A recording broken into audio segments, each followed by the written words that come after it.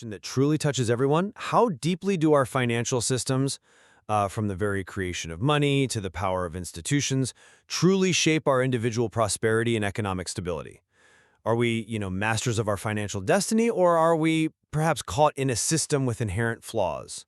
I'll be arguing that while challenges certainly exist, the system has a remarkable capacity for adaptation, and individual agency, along with technological progress, remains crucial for fostering prosperity. And I'll be approaching this from, well, quite a different angle. I contend that the system's inherent structure, particularly its mechanisms of money creation and the concentrated power within it, is in fact the root cause of the instability and vast wealth disparities we observe. This makes genuine individual prosperity, frankly, an uphill battle for most. I appreciate that perspective, and I certainly acknowledge the strong arguments on wealth concentration and the cyclical nature of our economy. Yet, I'd contend that while the financial system is undeniably complex, its core design ultimately supports robust economic activity. I think many observed issues often arise from, shall we say, misapplication or external factors rather than inherent systemic flaws. Consider, for example, how technology like AI has immense potential to augment work. If properly emphasized by AI labs and companies, this could lead to widely shared prosperity. The data suggests that later career workers, and those using AI for augmentation, actually see stable or even increased employment. Now, this contrasts with the impact on early career workers, that's true. But it implies that conscious choices in technology development and adoption can significantly mitigate those negative labor market impacts.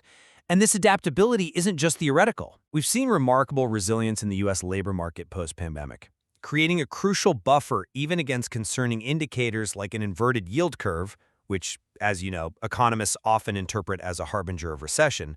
But beyond these systemic and technological considerations, I still believe individual financial discipline and understanding truly underpin individual prosperity. While yes, average savings rates hover around 6%, and average credit card debt is quite high, around $9,000, leading to significant retirement savings shortfalls. These are areas where individuals, through what you might call basic financial discipline, consistently spending less than they earn and investing the difference, can genuinely do something different and get much better results. Ultimately, the financial system, for all its complexities, offers a robust set of tools. The true determinant of individual prosperity, then, becomes not merely the tools themselves, but our collective and individual discipline in utilizing them effectively to build financial resilience. I remain fundamentally unconvinced by that premise. Let me explain why. The current financial system, specifically through its mechanisms of money creation, inherently generates instability and these vast wealth disparities we see. And this largely benefits a small number of insiders, really at the expense of general prosperity. The core issue, and this is backed by Richard Werner's empirically proven credit creation theory, is that commercial banks don't just lend out existing money. That's the myth. Instead, when they issue a loan, they effectively create new money. They create it out of thin air, in the form of what he terms fictitious customer deposits. It's a power almost unique to them, bypassing the client money rules that other financial businesses must adhere to. Right, the credit creation point. Exactly. And this process, especially when that credit is misallocated, is the root cause of systemic issues. When banks primarily lend for asset purchases, think real estate financial assets, it just inflates their prices. It creates unsustainable, Ponzi schemes essentially, and significantly increases inequality. This directly impacts housing affordability. It's why so many people find themselves house poor, struggling with rising property taxes and capped deductions, even if they manage to buy a home in the first place. And moreover, this focus on unproductive lending, something like 85% of bank credit in the UK going to asset purchases, it starves the real economy. Small and medium-sized enterprises, SMEs, which are the biggest job creators, they're starved of vital capital. Now, mainstream economics for, over a century has operated on what Werner calls flawed theories of banking. They fundamentally misunderstand how money is created. And this misunderstanding, I argue, benefits insiders and leads to deliberate obfuscation. It's almost comical in that many economist models literally have no banks in them. So it's no wonder many struggle to explain reality when the very foundation of our economic understanding is built on such a profound misunderstanding. This means the economic playing field is inherently skewed. Genuine individual prosperity becomes an uphill battle when the rules of the game are opaque, even to the experts who supposedly set them. And to illustrate this further, just consider the U.S. national debt. People worry about it constantly, but it's not real in the sense of being some finite pool of savings owed to someone else. Much of it is simply newly created money, created by banks when they purchase government bonds. If the U.S. were to actually try and pay off this debt entirely, it would trigger a catastrophic contraction of the money supply. The economy would collapse. It creates these dependencies and massive potential instabilities. Okay, your analysis of concentrated banking power and the mechanisms of money creation, particularly Warner's work, and the historical links to boom-bust cycles, it certainly presents a compelling challenge. I won't deny that. However, I believe focusing solely on these negative aspects risks overlooking the system's, well, its remarkable capacity for adaptation and reform over time. You highlight the concentrated power of banks, and yes, that's undeniable. But consider the post-2008 regulatory changes. Now, they were imperfect, absolutely, but they were specifically designed to mitigate some of these systemic risks you're talking about. While central banks are indeed powerful, often unelected institutions, and yes, it's true the Federal Reserve Bank of New York is privately owned by member banks, the system has also demonstrated robust mechanisms to prevent outright collapse. Think about central bank interventions like quantitative easing, QE. Or fake QE, as some implementations have been called. Right. Even if implemented sometimes controversially as fake QE, where perhaps the transmission mechanism wasn't as direct as intended, these actions arguably played a critical role in preventing much deeper recessions following crises.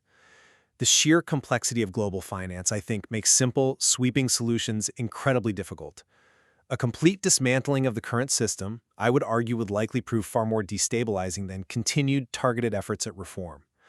Furthermore, this debate around central banks using interest rates as a kind of decoy, the idea that interest rates don't actually drive economic growth as commonly believed, well, that doesn't entirely negate the fundamental need for some form of monetary policy to guide the economy. The correlation between rates and growth is indeed complex, and frankly, not fully settled. Some empirical studies, including Werner's, suggest the opposite of the mainstream narrative, that high growth actually leads to high rates, rather than being caused by low rates. It's a complex picture. That adaptive capacity argument has some merit on the surface, but I don't think it fully addresses the systemic dangers of this concentrated power and how it directly leads to instability. Werner points out the banking system is incredibly concentrated. You mentioned 5 banks accounting for 90% of UK deposits. That's staggering. And he argues that central banks actively pursue policies designed to reduce the number of banks. Why? Because it increases their own power and that of a few privileged insiders, leading to crucial decisions being made without accountability. This isn't some accidental outcome. It's structural. It allows central banks, which, as you noted, are often privately owned or heavily influenced by private interests, to potentially intentionally create boom-bust cycles for, well, perhaps geopolitical or financial gain. Look at the Bank of Japan in the 1980s. There's a strong argument that an asset bubble was intentionally fostered there, possibly under U.S. pressure, specifically to undermine Japan's highly successful economic model at the time.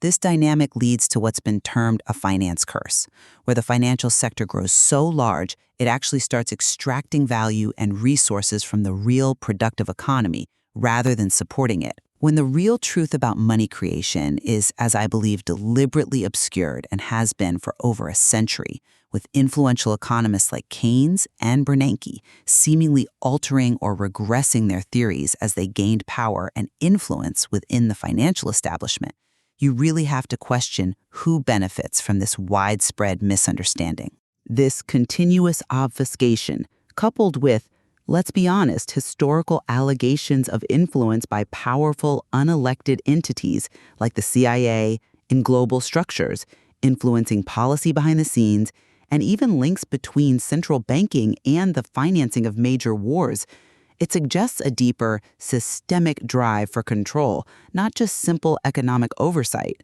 I mean, the very establishment of institutions like the Bank of England and the Federal Reserve often coincided with periods of significant war and the imposition of new forms of taxation, like income tax. This pattern points towards a clear, long-term agenda. Look, I understand the position regarding the historical influence of centralized power and the desire to find a sort of cohesive explanation for these complex systemic issues. However, I'm just not convinced that simple ignorance, or perhaps an incomplete understanding evolving over time, rather than a grand, malicious conspiracy or a coordinated deep state, can't explain at least some of the historical misunderstandings around money creation. While I absolutely concede that central banks exercise significant, often unchecked power, their roles are also widely seen as necessary for stability in our incredibly complex global economy. They act as the lender of last resort during crises, preventing complete meltdown. The very fact that groundbreaking empirical work, like Warner's studies, challenging these long-held assumptions, can eventually emerge, gain traction, and be recognized, even winning awards, suggests that truth can surface despite historical resistance within academic and financial circles. It points towards an ongoing process of discovery and refinement, perhaps, rather than impenetrable, deliberate obfuscation in all cases. And the complexity of these financial systems also plays a very real role in the resistance to decentralization. Calls for, say, more small, local banks often face significant practical resistance. Think about the escalating regulatory burdens, the economies of scale, inherent market forces that naturally push towards consolidation. These are real factors, not solely malicious intent from shadowy figures. The system is indeed incredibly complex, and while vigilance is absolutely crucial, attributing every single challenge to a hidden agenda might, I think, oversimplify the intricate interplay of economic forces, political realities, and yes, human decision-making, including genuine attempts to maintain stability. I appreciate the emphasis you place on individual agency, but I believe it's fundamentally hampered by a system that feels, to many, designed for wealth extraction. How can individuals truly prosper when bank lending practices consistently drive up real estate prices, making basic housing increasingly unaffordable? You see people becoming house poor, not because they bought mansions, but because rising property taxes and capped deductions, fueled by asset inflation, eat away at their income. This is a direct consequence of credit allocation, creating an inescapable financial burden for many. And moreover, the impact of AI isn't some universally beneficial tide. While augmentation might help some, the data showing a disproportionate effect on early career workers, a 15 to 16% decline in entry-level hiring in exposed fields, that disproportionately hits younger individuals trying to get started. That's a critical blow to individual prosperity at its most vulnerable point. And from an ethical standpoint, it's deeply concerning that some tech titans seem to be cherry-picking cool concepts from science fiction, often focusing on the marketable tech, while completely ignoring the profound social, political, and economic implications that the original stories frequently warned us about. This trend, sometimes called technosolutionism, actively fuels what some academics term hyperstition. This is the process where fictional ideas or even warnings, simply through their widespread belief or portrayal, start to manifest and become actualized in reality. In essence, they risk translating dystopian visions into real-world blueprints, creating futures that were meant as cautionary tales. This demonstrably benefits a tight clique of ultra-rich businessmen, as one source puts it, while often neglecting broader societal well-being. It shows it's not simply about individual discipline when the game itself feels rigged, often by powerful players, knowingly shaping the future based on fictional rather than necessarily beneficial ideals. While those systemic forces are undeniably at play, I interpret the evidence on individual agency a bit differently. I still argue it remains crucial for navigating these complexities.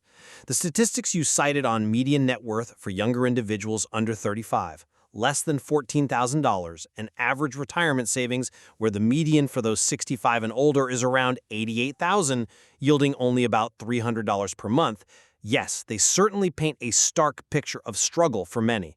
However, the fact remains that these numbers are achievable to beat. It is possible through basic financial discipline, consistently spending less than you earn and investing the difference wisely to surpass these averages significantly.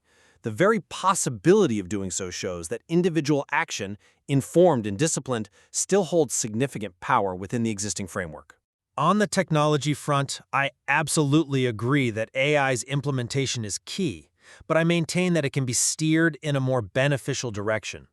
If development focuses with an even bigger emphasis on augmentation, think tools for learning, for validating human work, for extending human capabilities, rather than solely on automation and complete task delegation, then AI can indeed lead to faster employment growth and that widely shared prosperity we discussed. The challenge, and it's a big one, lies in consciously guiding both technological development by companies and labs and individual choices in how we use these tools toward these more beneficial outcomes. And I believe that is within our collective capacity. I must respectfully disagree with the premise that the system's true nature is merely a matter of complexity or evolving ignorance. The misunderstanding of money creation, as empirically demonstrated now by Werner and others, feels less like an accident and more like a deliberately obscured truth. We've seen examples like those discussed regarding John Maynard Keynes and Ben Bernanke, where influential economists, despite initially indicating some understanding of credit creation, appeared to regress or redefine it in ways that aligned better with mainstream theories, often coinciding with their own career advancement within powerful central banking institutions. That pattern seems too consistent to be just oversight or simple academic evolution. Furthermore, I have to reiterate the serious allegations regarding a potential deep state influence, suggestions that powerful intelligence apparatuses like the CIA may have infiltrated various government and private entities, influencing key policies without accountability. This alleged influence extends, in some analyses, to central banks, whose actions have been linked not just to economics, but to geopolitical goals, even the financing of wars throughout history. And looking forward, the proposals for central bank digital currencies, CBDCs, these digital forms of fiat currency controlled directly by the central bank, they are framed by critics not just as technological advancements, but as potentially the ultimate tool for programmable control over individuals. Imagine money that could be programmed to expire, or restricted to be spent only on certain goods or services, directly manipulating individual economic behavior. This represents a further centralization of power and could potentially eliminate commercial banks entirely, shifting all financial control to the central authority.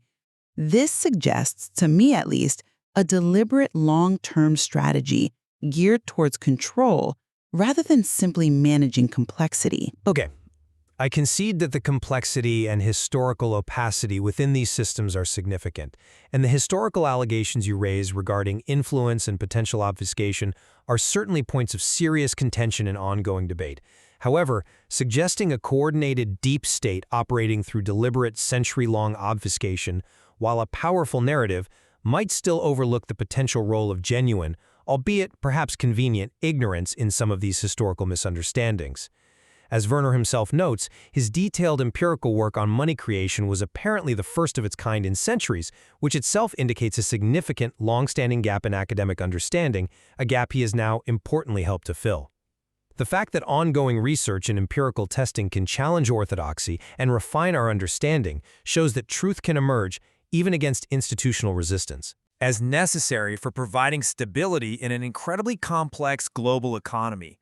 Acting as lenders of last resort during crises, for instance, is a function widely considered essential to prevent broader economic collapse. And resistance to decentralization, such as calls for more small banks, often stems from very real, practical challenges, escalating regulatory burdens that disproportionately affect small players, inherent market forces favoring consolidation rather than purely malicious intent aimed at concentrating power. The financial system is undeniably complex. And while vigilance and scrutiny are absolutely crucial, attributing every single challenge to a grand hidden agenda might perhaps oversimplify the intricate interplay of powerful economic forces, political expediency and human decision-making, which includes genuine, if sometimes flawed, attempts to maintain stability. Well, today's discussion has really highlighted the profound and often overlooked implications of our financial architecture on individual lives and broader economic stability. While the challenges to individual prosperity and economic stability are undeniably real, and they absolutely require our continued attention, I think focusing solely on the negative aspects of the financial system risks overlooking its adaptive capacity. It also risks downplaying the significant potential of human ingenuity, particularly in guiding technological advancements like AI towards augmentation for potentially broad benefit. Progress often emerges, sometimes slowly, from the very complexities we've discussed today. Informed choices, both individual and collective, I believe, remain powerful tools in shaping our economic future. And I would maintain that the weight of the evidence points to a financial system that is structurally prone to generating wealth disparity and instability. This stems, I argue, from its fundamental design, specifically the mechanism of money creation and the concentrated, often unaccountable power wielded by central banks and other influential entities. True widespread prosperity and lasting stability, in my view, necessitate a fundamental reevaluation of these core mechanisms. We need to move towards greater decentralization, transparency, and accountability, rather than hoping that minor adjustments or individual efforts alone can overcome what appear to be deeply embedded systemic flaws. The historical patterns and the current trajectory towards potentially greater control only underscore the urgency of this reevaluation. Indeed. The discussion today has certainly highlighted the profound and often overlooked implications of our financial architecture, prompting all of us, I hope, to consider how deeply intertwined these systems are with our daily lives and our future possibilities. The path forward remains open for continued scrutiny, debate, and certainly a deeper search for understanding within the material itself.